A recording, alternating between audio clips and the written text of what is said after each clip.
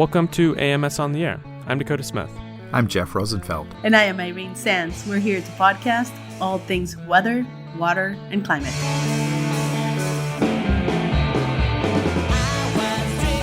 Had a couple of tests before we actually did our first field deployment. Some were successful, some were not so successful, but that's science. You could actually see the track in the dirt, and that was like, wow, we can even detect it in this type of land cover. That was amazing.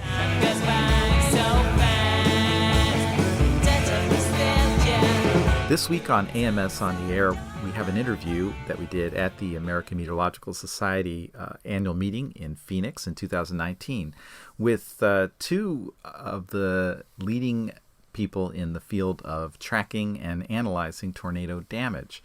We have Melissa Wagner and Rob Doe.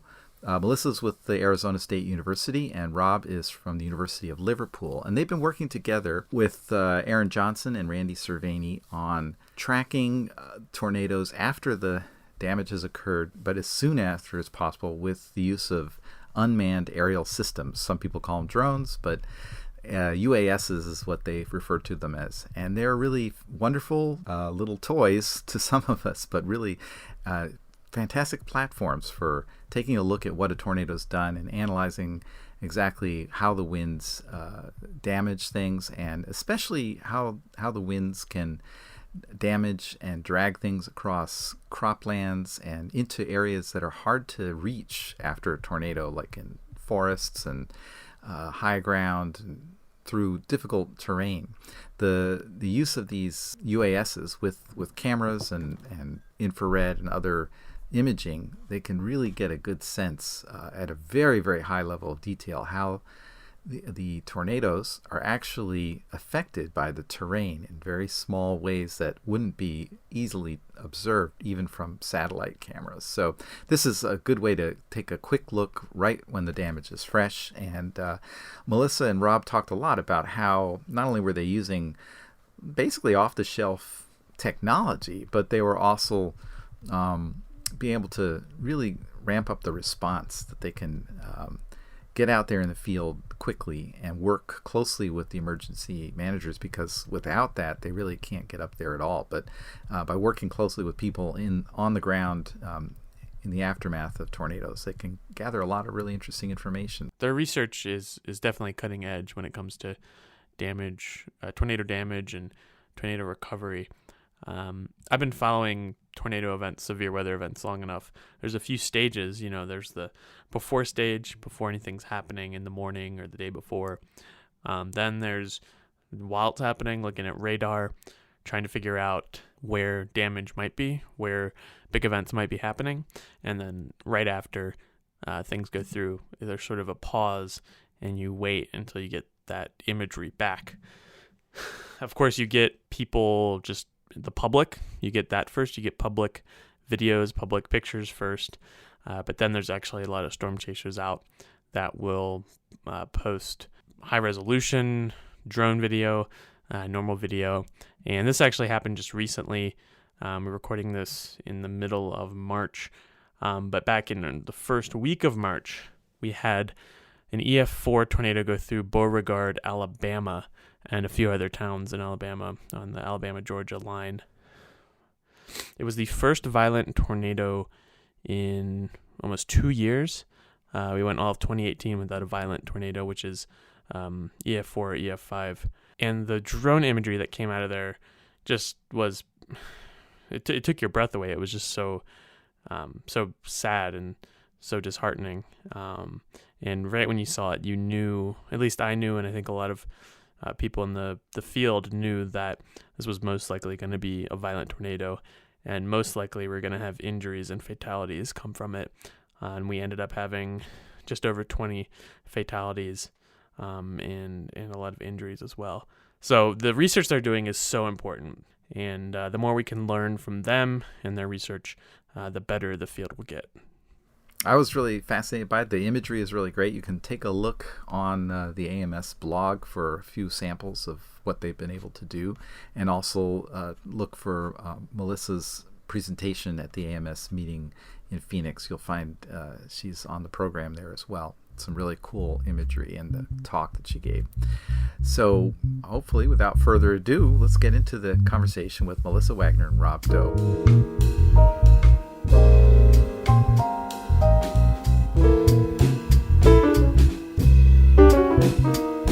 How did you guys get into using UAVs, or I guess unmanned aerial vehicles? Is that right? That's a very good question. The closest to that. Yeah. Do you want to tell the whole backstory? You tell the story, because it's a good story. It all really started with the first international tornado summit that was held over in Crete. In Greece, yeah. Yeah, in Greece. And we met, and I was presenting research in which I was using satellite imagery to do tornado damage detection. And with satellite imagery, it's a very coarse resolution. It's very difficult to pick up low-end EF scale damages. And also, there's a big issue with atmospheric contamination. Clouds, water vapor, dust, whatever. Anything could potentially obscure the track. And so we actually met at the conference, and we came up with the idea, both of us had the idea of really using UASs, and I think that was was that 2014? Yeah, 2014. It was 2014, and we both wanted to get it, pun intended, off the ground, but unfortunately, I think the whole ideas of trying to navigate policy, it was very new, very fresh, and didn't really know how to go about it. And I asked him about it, a year or so later, I'm like, have you been able to deploy over in Europe?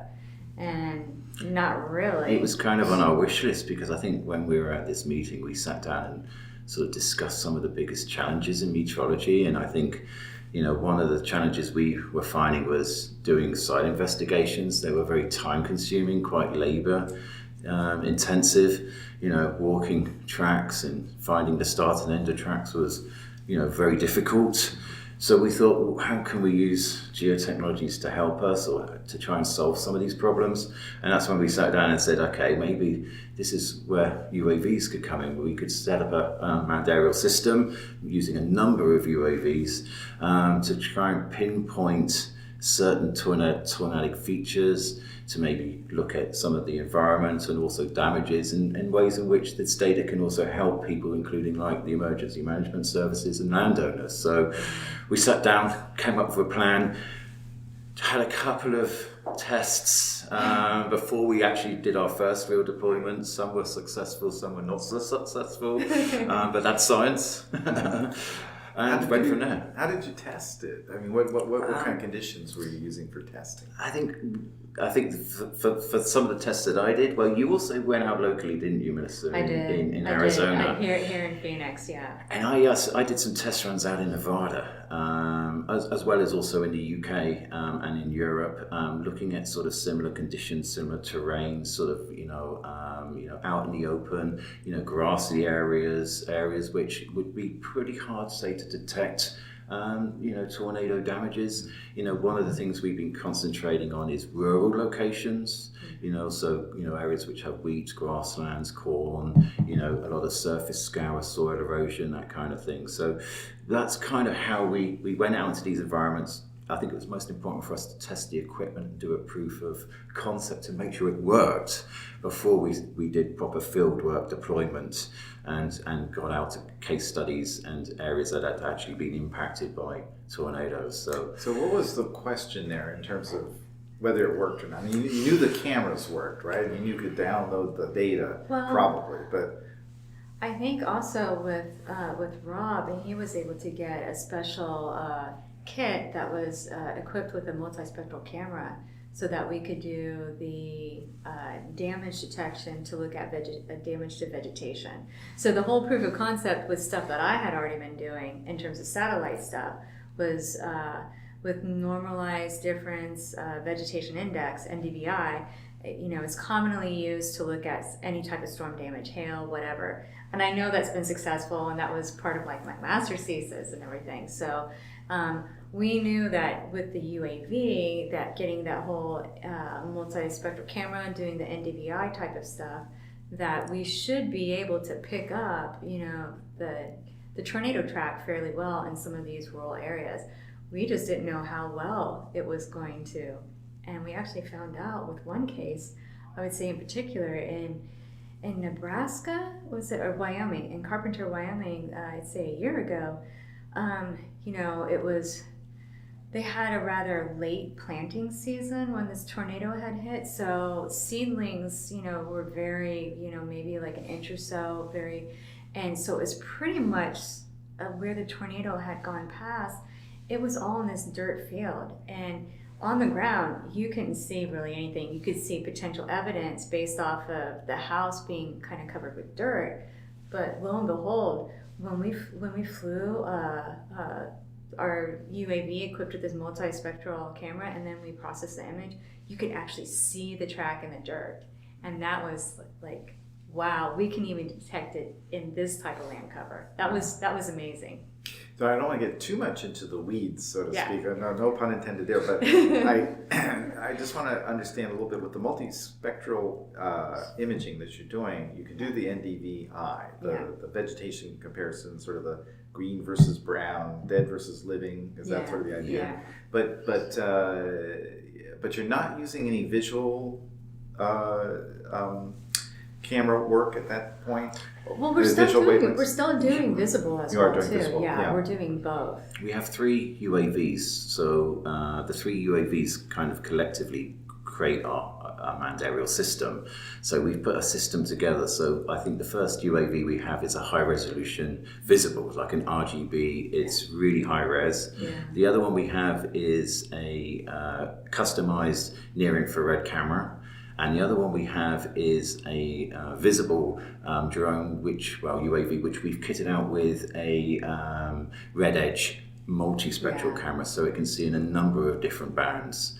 So the goal was to put them all together, to get them to all work together on the same track. And the good thing with the technology we've got is it is easy to pre-program flights, it is easy to create a mission, and it's easy to replicate that between pieces of equipment. So each UAV can go and do that set task and come back with the same set of data. So our goal was to use the UAS and to come up with a multi-layered approach to data collection. Yeah, and I have to say, like, an important point in terms of why we want to use both a visible and a multispectral is with the multispectral, the resolution is a little bit coarser. And the visible cameras that we have, they are really awesome, high resolution, and they can really capture a bit more some of the details sometimes that you may not be able to see if you're still processing using the same visible channels to produce an RGB image from the multispectral. So, the great multispectral is wonderful for picking up damage that we may not otherwise see, visibly. Mm. How good, when you say high resolution, what are we talking about here? I actually heard a talk today where they were doing a land cover classification, and they used the term of hyperspatial, because we're talking a matter of centimeter resolution. From a height of 300 to 400 feet. Yeah, and sometimes could potentially be a little bit lower. It really depends on what they call your ground sampling distance, which is what feature you're trying to capture. So you're basically at the level of a bald eagle in terms of resolution. We were getting we were on a farm in Canton in Texas, and we did some very high resolution sampling at this farm, and we were getting, I think it was 1.2 centimeter per pixel resolution. And when we stitched the images together as an ortho mosaic, the resolution was so good that we could actually see like a piece of paper in the damages, like a matchbox size. The resolution is very, very good. But we need that resolution to create digital surface models so that we can analyze the topography of a location, but also to create 3D models.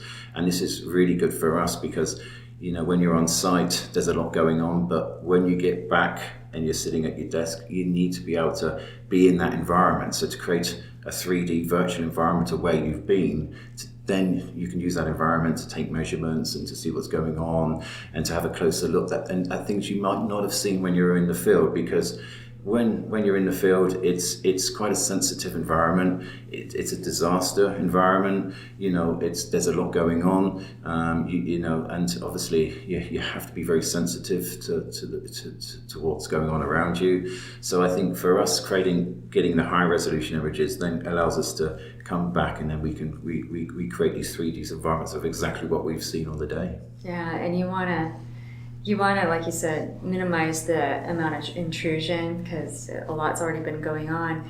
But one of the issues that could potentially be with processing is it's big data. At the end of the day, it's big data. So you need some serious computing power, and believe it or not, the computing power is more in the gaming environment. So you need a type of gaming.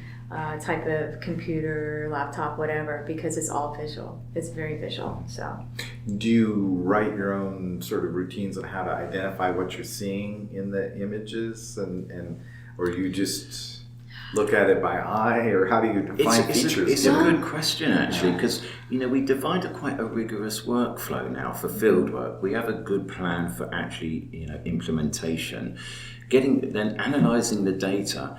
It's a good question, because I think it's quite a new science what we're looking at here, and we know what to look for, but trying to see it also in the images it takes a little bit of time. It doesn't just always pop out, except for like when we've looked at, say, the multispectral, when you can see a clear signature instantly, and you think, wow, this is really quite impressive. We can see surface scour, soil erosion.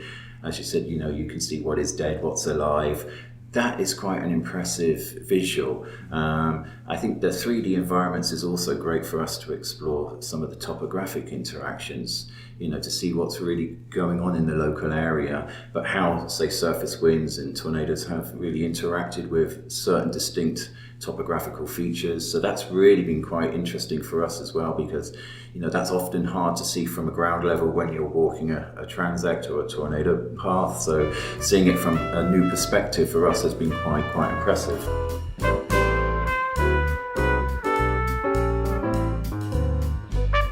We had one drone in the early days that burnt out, short-circuited. And then we had another one that we think got attacked by a raptor. Wow. We were I've watching, but we were but trying to avoid. But we can all of a sudden we just saw it.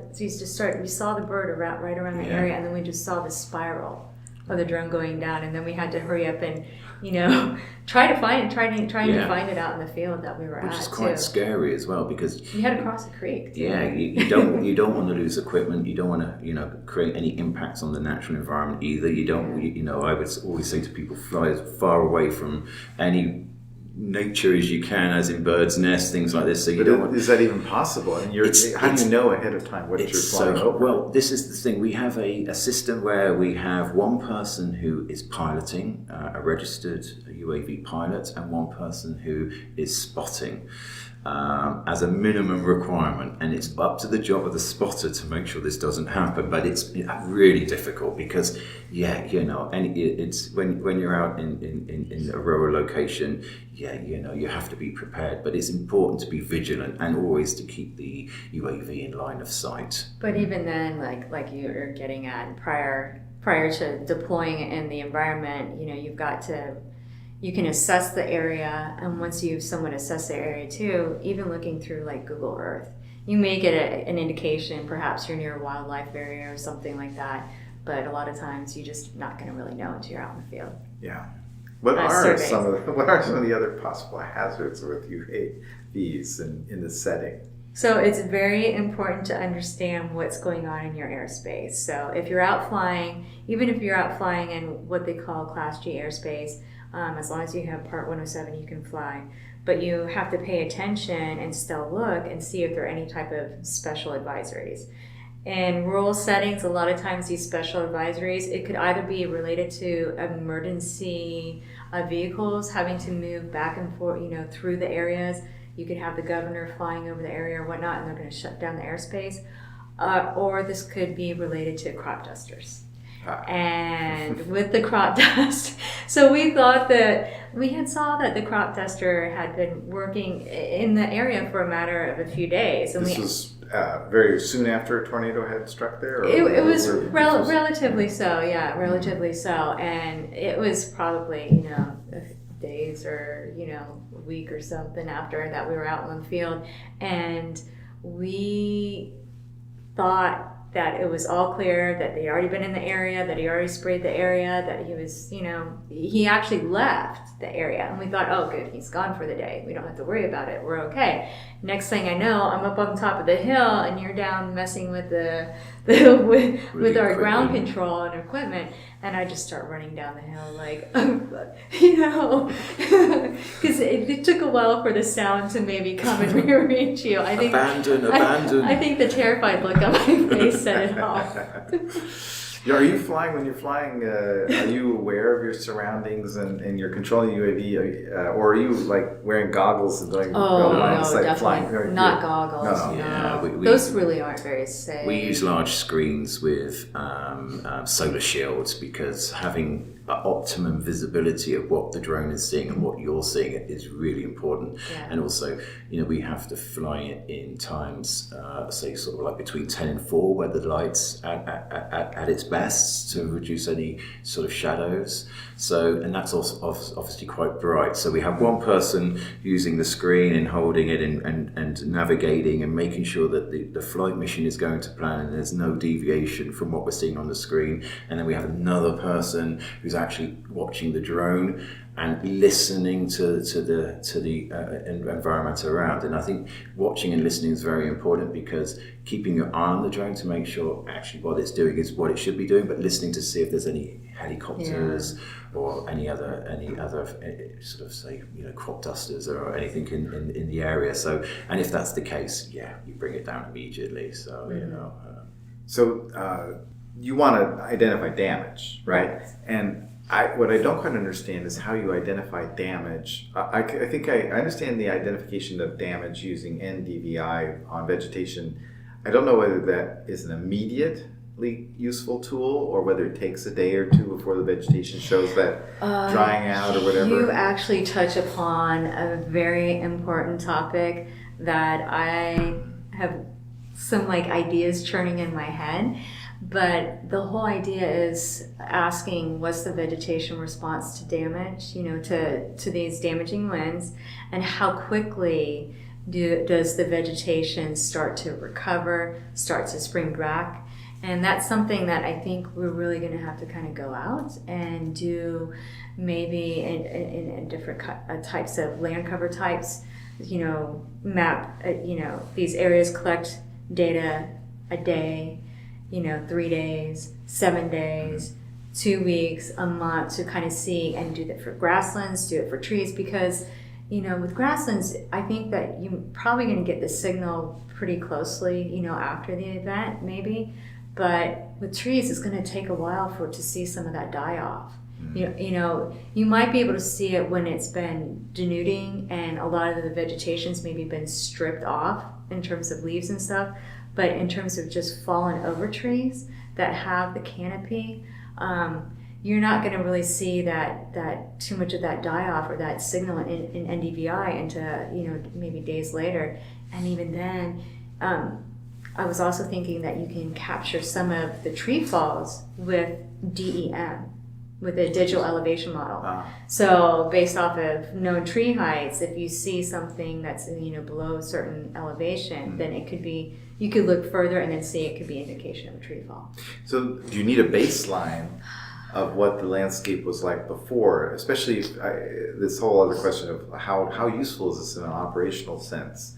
But before I get there, I'm just kind of curious, when are you comparing past to current conditions, or when are you able to make detections simply because, hey, it looks bad out there or something like that? You know what I'm saying? It's I can imagine a detection of damage based on, hey, this is what Google told us yesterday, and here's what the drone or the UAV is telling us now. But you're doing something more sophisticated than that, it seems. Yeah, I mean, structural-wise, you'll be able to kind of turn on and off, the layers. So you can see, usually the Google Earth imagery is maybe about a year or two old. Yeah. There's some things you may not be able to capture. Structure-wise, that's okay. In terms of, vegetation, it's going to be a bit difficult. You might be able to look at what some maybe other potential high-resolution databases. Look at sometimes these county orthos do have, they collect data in the near-infrared, so you can have some type of NDVI you could create from that, and then you could potentially coarse in the UAS, resample the UAS data and do some type of broad comparison. But it's still... It is all about data timescales. We're creating almost live data or data that's now, but some of the previous data that we're all reliant on, it can historically be quite old. Data that's taken a week ago could actually be now quite old, and we're looking at maybe say LiDAR data from agencies or Google data. But again, that's going back in time a little bit, and maybe the longer it goes back, maybe the less useful it is for us in comparison. So that's why it's really important for us to go to sites, do one, say, flight run, and even maybe later go back a year or 6 months later and do another to see how the recovery's gone, particularly in rural locations. We were at a farm in Texas where the owner had a forest on his farm of just over 1,000 odd trees, and it was an EF4 tornado. And when we arrived there, he asked us, he couldn't physically get into the forest because it'd been so badly damaged. He wanted to know how many trees were still standing that he could keep or save. That was something that we wouldn't be able to answer from a ground survey, so we sent the UAVs up to remote sense the forest.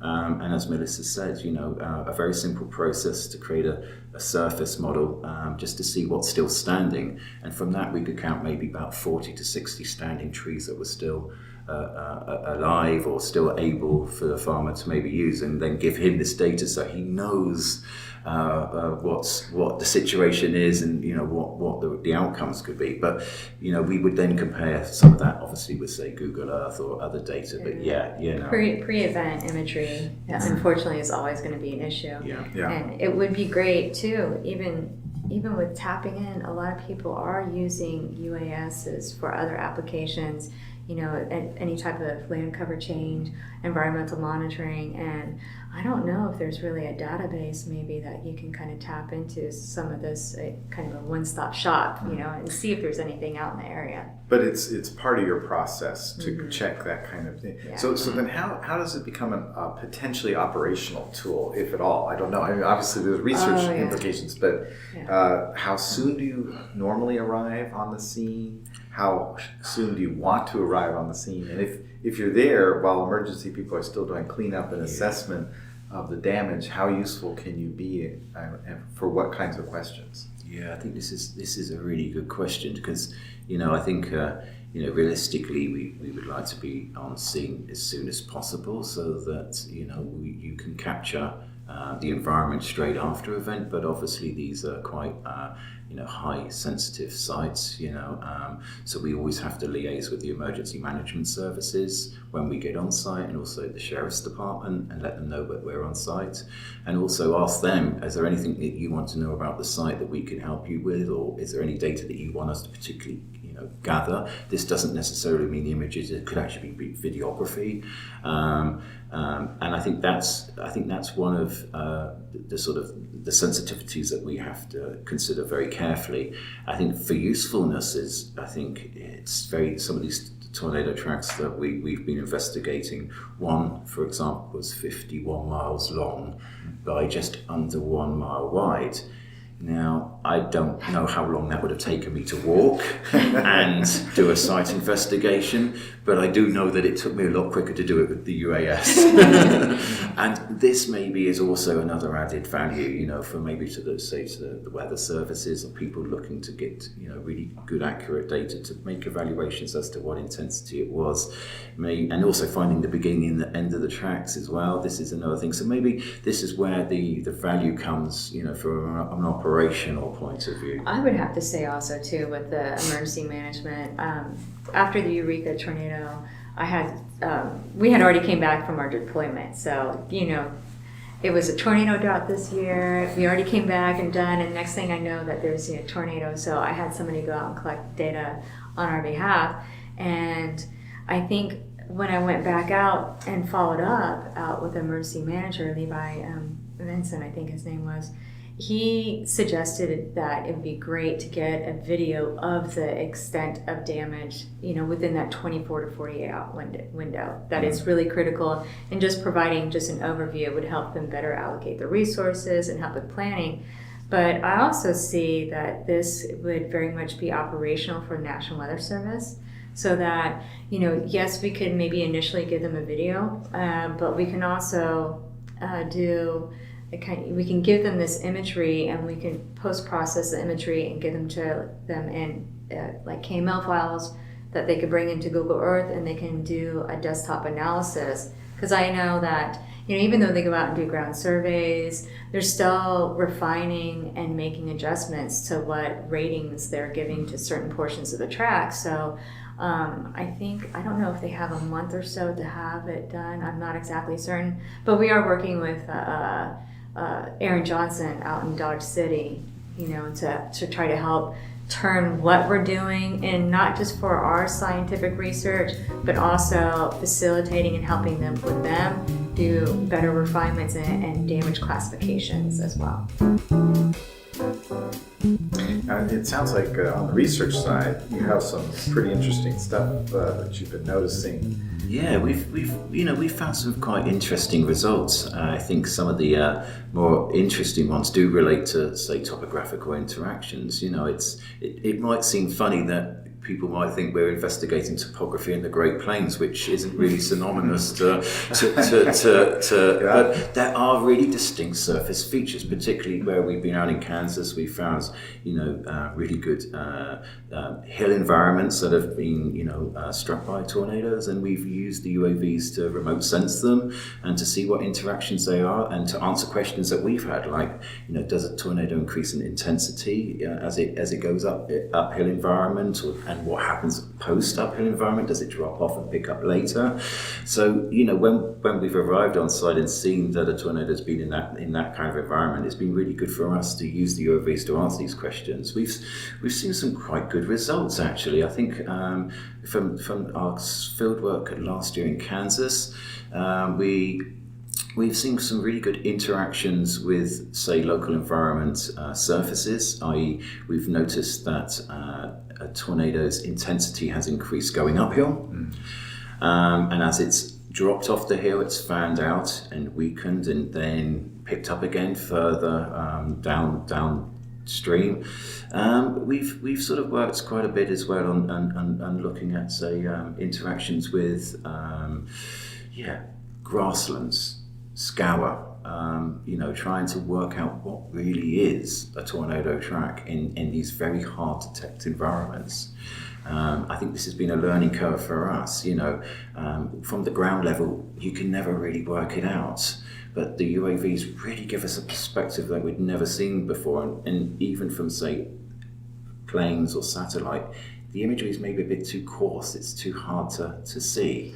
But this has given us a bit more of a finite resolution and helped us learn a little bit more about the natural environment in which they're interacting. Yeah, and I have to say, with the whole role of topography, I feel like some of the conventional wisdom says that the intensity generally decreases going uphill and then intensifies on the backside, based off of this whole notion of the stretching of the vortex, right? Yeah. And what we saw, at least with this one case study, is we found the opposite. So I'm a little bit conflicted, and I want to go out and, I want to read a lot more, number one, and I want to go out and try to get a couple other examples and case studies to see, are we seeing the same thing in other areas, or is it just this one-time incident? Now, in your presentation, you use the word micro topography. So what scale topography are we talking about that you're looking at with these effects? Yeah, we were seeing, we were following the track using our orthomosaic images and just seeing any abnormalities or anything that stuck out from us. And one thing we saw two quite distinct track skips. When we looked at the surface model, these were results of two gullies in the ground. And the surface model was great because it showed us what vegetation was still there and what had been eroded. When we looked in comparison to what the images were showing us in the surface model, we could see that in the gully, the vegetation was still there and intact, but it had just been skipped over. And so we saw two very distinct breaks in the track in a kind of small gully environment. And again, we saw that on two mounds. We saw quite greater erosion. Yeah, a lot more scour on these two mounds within the hill as the tornado went over it as well. Yes, I've seen these micro features. I think it's great to use the UOVs to pick these out as well, because as I said, we created 3D models of that environment as well. And when you're walking uphill, your perspective from ground level is much different from what the UAV would see stitched together into a 3D model. So you're kind of looking at the event from a human perspective, but elevated maybe up to 50 feet higher or 100 feet higher, however you want to look at the model. And I think this gives us a much more different perspective, and then allows us to pick out certain features that we would never have seen. And I think that's how we also saw the micro topographic variations as well. We saw breaks in the track that we would never have seen from the ground level, and then realize, okay, it was a gully. There was maybe two gullies, and it created this effect. Which it's at the resolution of the imaging which we're getting. It's quite detailed, and it gives us quite good feedback. Yeah, because I feel like we don't have a very good understanding of how topography really affects tornado genesis and it affecting it. And then also with land cover, how surface friction, different types of land covers can have an influence as well.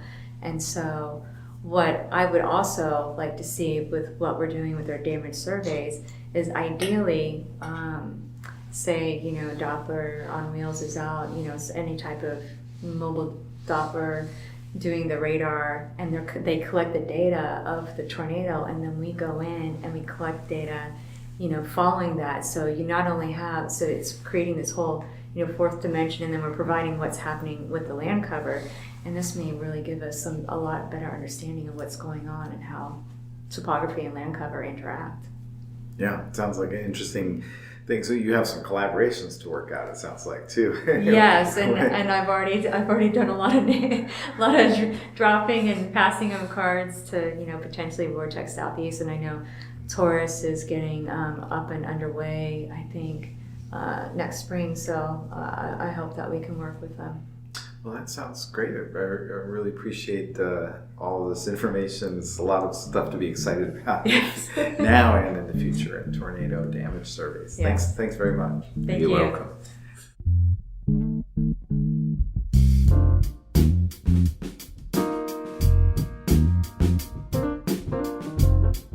And that's going to do it for this episode of AMS on the Air. Thank you so much for listening. We appreciate you coming back every week.